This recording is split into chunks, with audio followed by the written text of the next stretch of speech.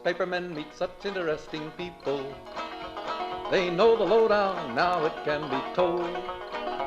I'll tell you quite reliably off the record about some charming people I have known. For I meet politicians and grafters by the score, killers plain and fancy, it's really quite a bore. Oh, newspapermen meet such interesting people. They wallow in corruption, crime and gore. Ting-a-ling-ling, city desk, full the press, extra, extra, read all about it, it's a mess, meets the test. Oh, newspapermen meet such interesting people. It's wonderful to represent the press. Media Project gives you a half hour of commentary and analysis on key media issues of the week, and we welcome you to join in the conversation also. I'm Rex Smith, here with Alan Chartock, Judy Patrick, and Barbara Lombardo.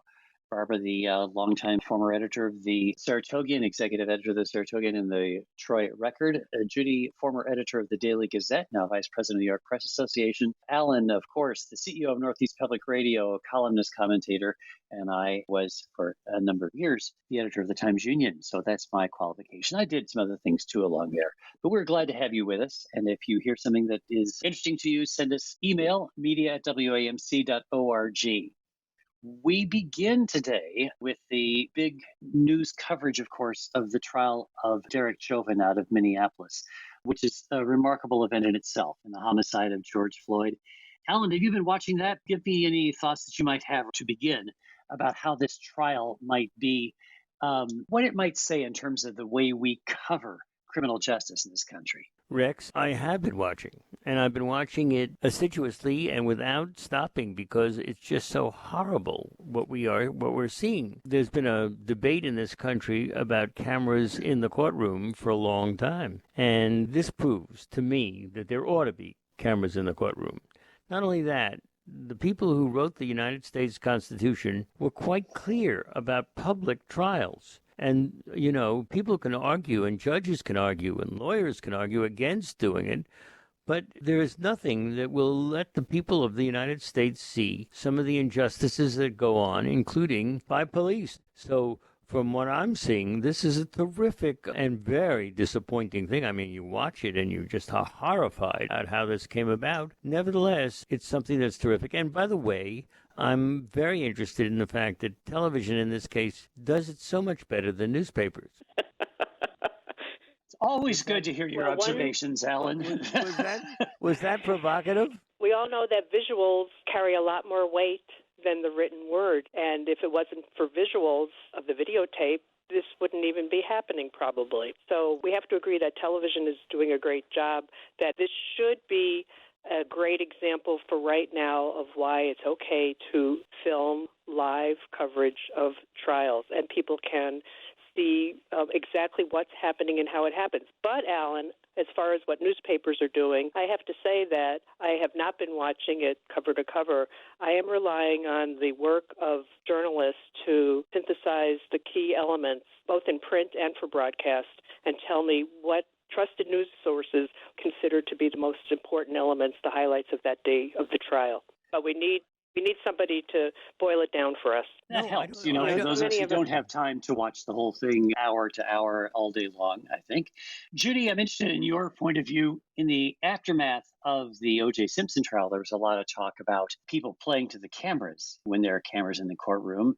Have we escaped that at this point? Are we beyond that conversation, or do you think we're in the midst of that right now again? You know, I've heard that argument, and I thought about it, and now I've come to the conclusion that in some respects, I think it is important that they do play to the cameras, because this trial especially is one where you want the public to understand what is going on. The first few days of this trial had incredibly compelling testimony, and then I can guarantee you it's going to grind down to some boring stuff at some point. You're going to get people talking about medical testimony, and it's not going to be quite as enticing coverage, and I think that's when newspaper coverage or the written word is going to do a better job. You're not going to have the kind of compelling testimony that you've had the first few days. You can't have that every day. And in this respect, I don't have a problem with them playing to the cameras, and I'm not exactly sure they are, because if you're a lawyer on either side. You want the jury on your side. You don't really care that much about public opinion, although I think the prosecutors do to a large extent. Again, I'm not that worried about them playing to the cameras, and history has shown that aside from the O.J. Simpson case, I think that has been less of a problem. I should mention that cameras are not allowed in New York courts except if the judge specifically agrees, and it's typically for sentencing, so we're not enjoying that kind of coverage or benefiting from that kind of coverage in New York State. True, notwithstanding the fact that there were 20 years ago 3 separate commissions in New York State that explored cameras in the courtroom, and with participation of media, the legal profession, and so on, everybody agreed that cameras would be a useful addition to our courtrooms, but still, TV cameras are kept out. I say TV, but now since newspapers and even radio stations sometimes use cameras as well, except for, as you say, sentencing, sometimes arraignments, they're kept out of trials, generally speaking. And New York State is still back in the early 20th century in that sense. Alan wouldn't be able to enjoy this kind of access to the TV coverage of the trial if this were being held in New York State, right? Well, I take some great exception to your style and punctuation. And Style. Nevertheless, as I said, I think the framers knew what they were doing. I think a lot of people will be having a sense of what's going on as a result of this particular trial. And the fact that some states do it and some states don't do it tells us a lot about New Yorkers and their legislature and what a bunch of jerks they can be. You don't even see it in federal courts. No federal courts and no U.S. Supreme Court. One of the good things to come out of the pandemic is at least we got to hear the oral arguments of the Supreme Court. That's a whole nother level of courts that needs to open up their doors to cameras. Absolutely. I remember writing many an editorial on that subject while I was at the Saratogian. To no avail, they didn't listen. But, the Chauvin case is the first one that's being broadcast live and in full from a Minnesota courtroom. So if there were, not that I want something like this to be happening in New York, but if there were something like this in New York, it's possible that that could become, a special case where they would open things up. And this case is a good example to show how filming in the courtroom does not prevent the court from doing the right thing, from getting on with its work. As a matter of fact, I think that it's generally true that transparency enhances citizen scrutiny. The kind of transparency that cameras can bring into a courtroom ought to improve the administration of justice. It's not that TV cameras will by themselves fix the systemic bias that we have in the justice system. They won't make lawyers behave scrupulously, but they can give citizens more insight into this often unseen part of our American system. And that's valuable. I think this is a good step. But, what we're seeing right off the bat is the emotional impact. And I think Alan's actual initial insult does have some accuracy. There's nothing to substitute. There's no way that you can convey the emotional impact that video and the people reacting to it. There's no way that any medium other than visual can convey that. And just think for a moment about what just happened with the elderly Asian woman being knocked to the ground and beaten up and kicked by an individual who then walks off nonchalantly. That ought to be part of look, we're going through a crisis in this country with discrimination against people of Asian descent. And I think we really do need to understand that if that showed up in a courtroom somewhere, people would be irate. You can see it on television now, but nevertheless, with a court and people trying to explain away what happened and their defense lawyers trying to defend them, pretty strong stuff. And it's disgraceful, as you say. The United States Supreme Court is particularly disgraceful in that they are not allowing us to hear what they had to say. This is not good for government. The presence of cameras everywhere in society these days, the cameras that are scouting for crime here and there, the cameras that are ubiquitous because everybody is carrying a smartphone, these present great opportunities for journalists. They give us this opportunity to show what's really going on in a community in a way that we never could before, but they also call upon us to make judgments that are sometimes difficult to make because you are torn between the emotional impact of a video sometimes and the responsible element of protecting the rights of people who show up in these photographs or these videos.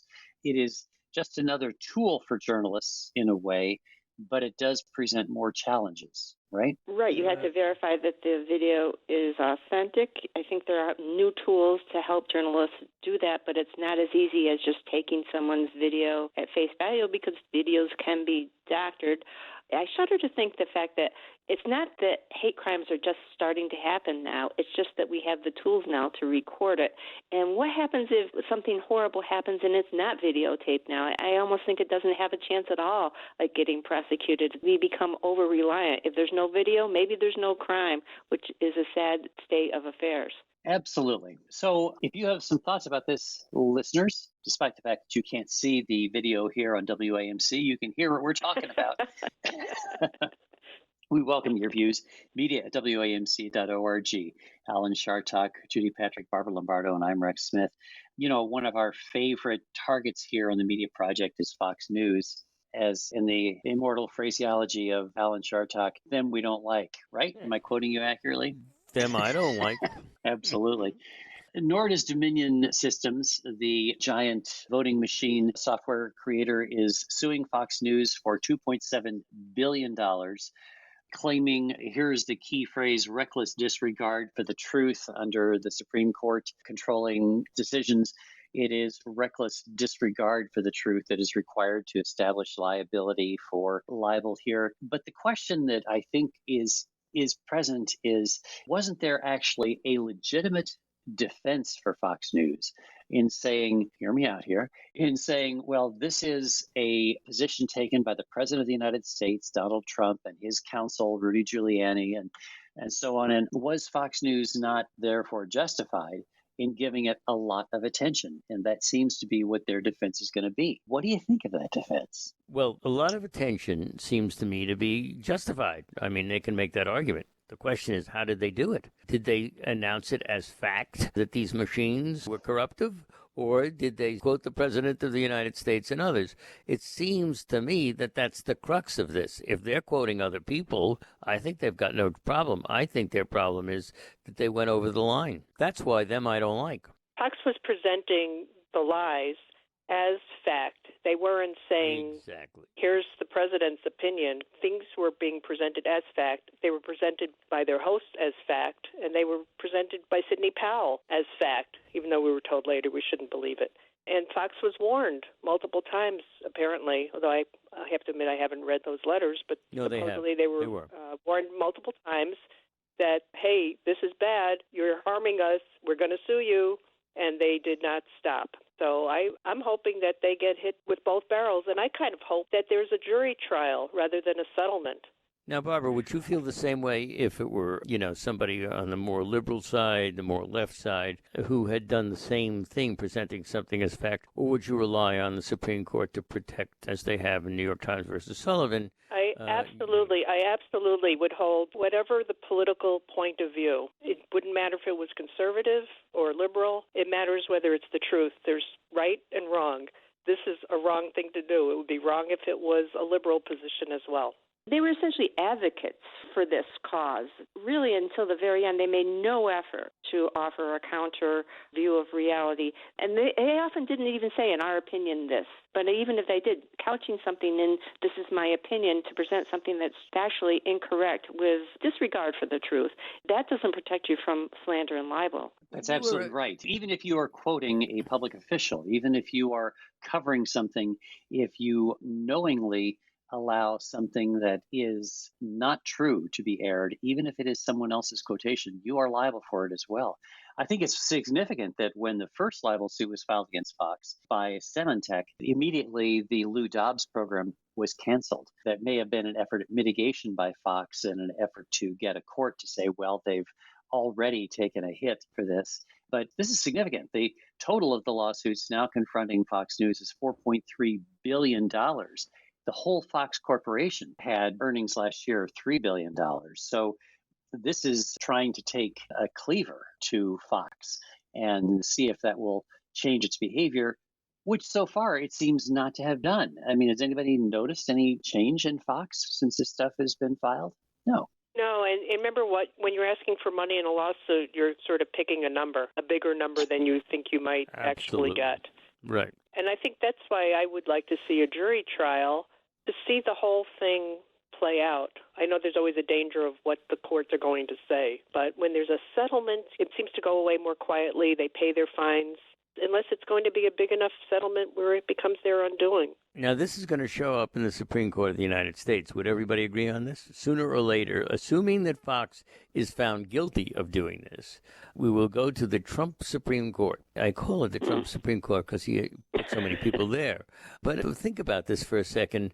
And we know that that court said no to the president. You can't steal the election before you even bring that up. Nevertheless, this becomes a lot more marginal. The president of the United States then, Trump, announced that the press was the enemy of the people. So it'll be fascinating to see what that court has to say and which side they come down on.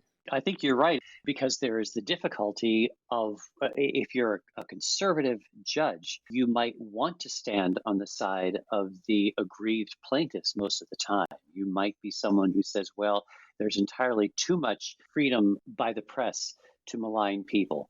But if the freedom of the press is exercised by a right-wing outlet, Fox News, where does someone of right-wing bias on the bench come down?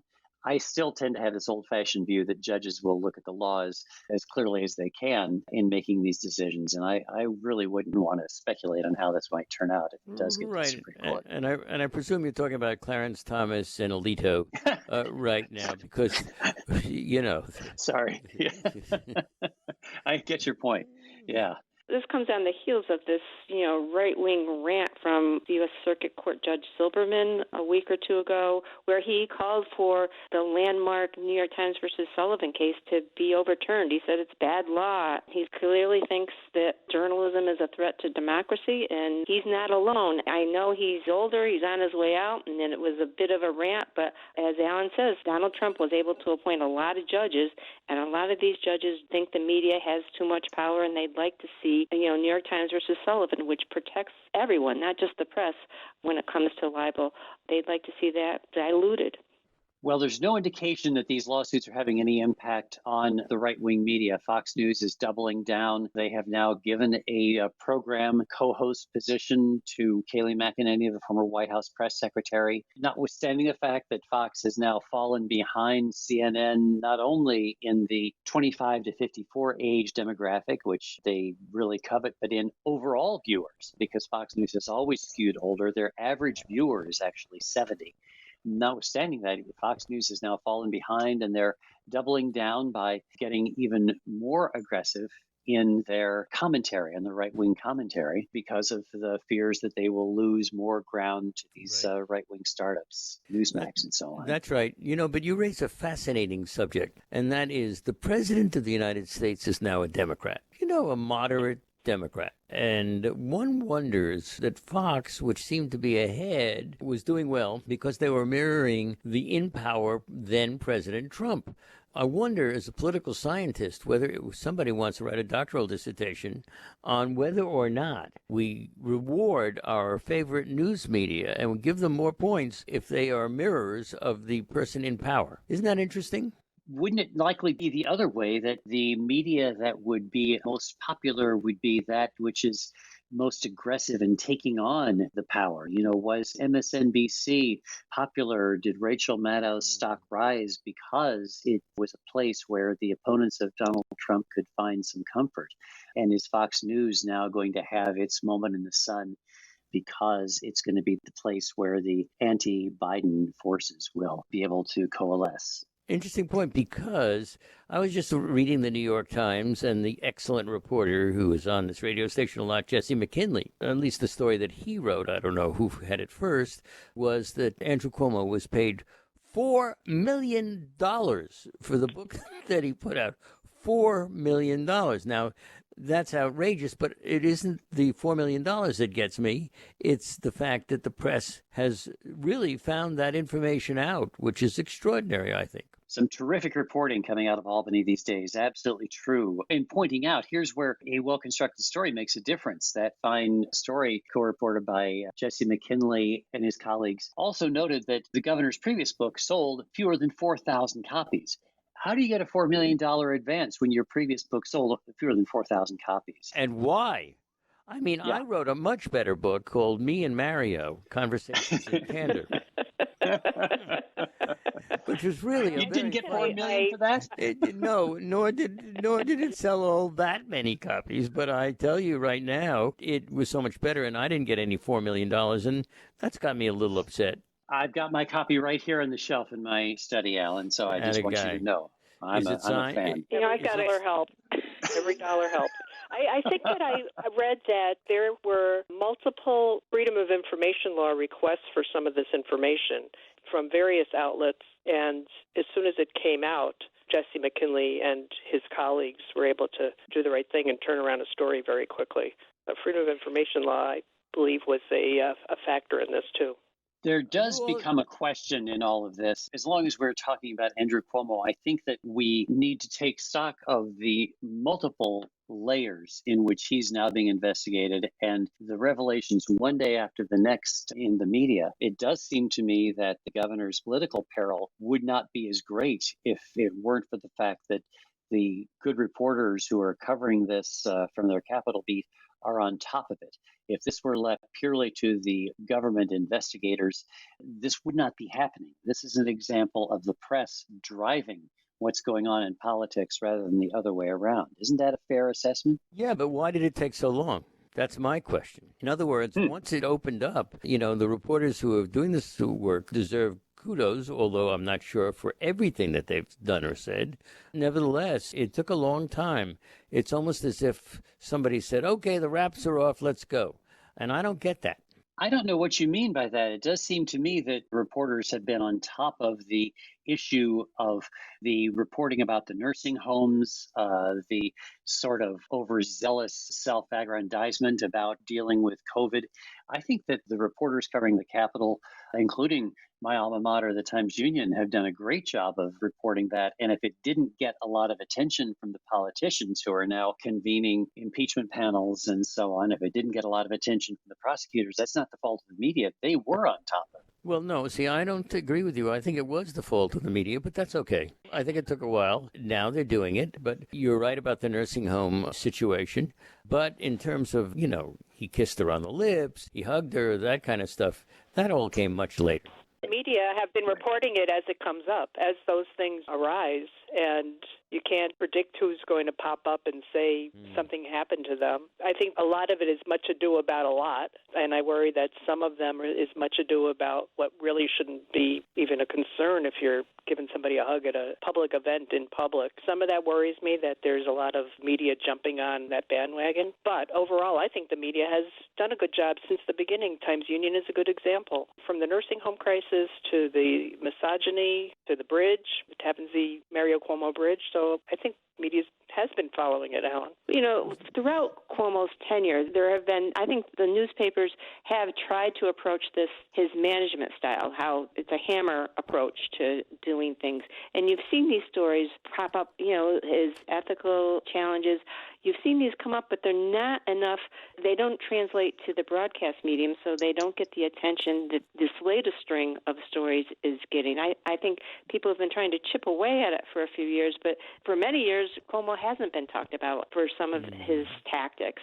But you're seeing it now because it does translate far better into broadcast. You guys are sort of pathetic because you're always being so defensive. It works at print also. It's the cumulative effect of Cuomo's management style, the ethics, and what he's done and what he hasn't done. It's all, rather than the drip, drip, drip of the routine stories as they have been coming up, now we're reading, it seems like there's a press ganging up on him perhaps, because now it's the cumulative effect of all these different elements in print and in broadcast.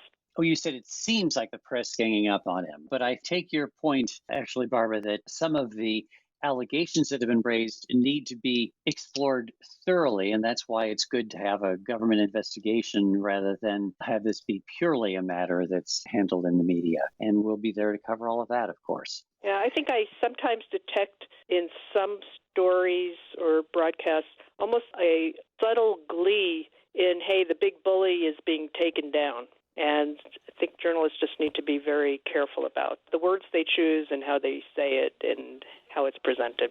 And with that, we are out of time. We'll have to let that be it. That was Barbara Lombardo. Judy Patrick, also thank you, and Alan Chartock, of course. And we are grateful to our producer, David Gastina, and we are grateful to you for joining us this week. I'm Rex Smith, thanking you and saying we'll see you next week. And we are grateful to you, our leader, Rex Smith, for moderating the show. They're here. She up and cut her husband's only throat. She chopped. The Media Project is a production of WAMC Northeast Public Radio. Alan Chartock is CEO of WAMC, Professor Emeritus at the State University of New York, commentator, columnist, and author. Rex Smith is the former editor of the Albany Times-Union. Judy Patrick is the Vice President for Editorial Development for the New York Press Association. And Barbara Lombardo is a journalism professor at the University at Albany and former executive editor of the Saratogian and the Troy Record. You can listen to or podcast The Media Project anytime at WAMC.org or just download the WAMC app for your iPhone or Android at the Play Store today. Thanks for listening. They used to work like hell just for romance, but finally the movies notwithstanding, they all got tired of patches on their pants. They organized a union to get a living wage. They joined with other actors upon a living stage. Now newspapermen are such interesting people when they know they've got a people's fight to wage. Ting-a-ling-a-ling, newspaper guild, got a free new world to build.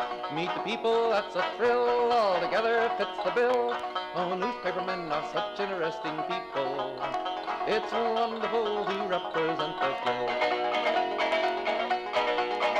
Now, publishers are such interesting people. Their policy's an acrobatic thing. They claim to represent the common people. It's funny, Wall Street never has complained. Ah, but publishers have worries, for publishers must go to working folks for readers and to big shots for their dough. Now, publishers are such interesting people. It could be prostitution, I don't know. Ting-a-ling-a-ling, circulation, ting-a-ling-a-ling, advertising, get those readers, get that payoff. What a headache, what a mess. Oh, publishers are such interesting people. Let's give 3 cheers for freedom of the press.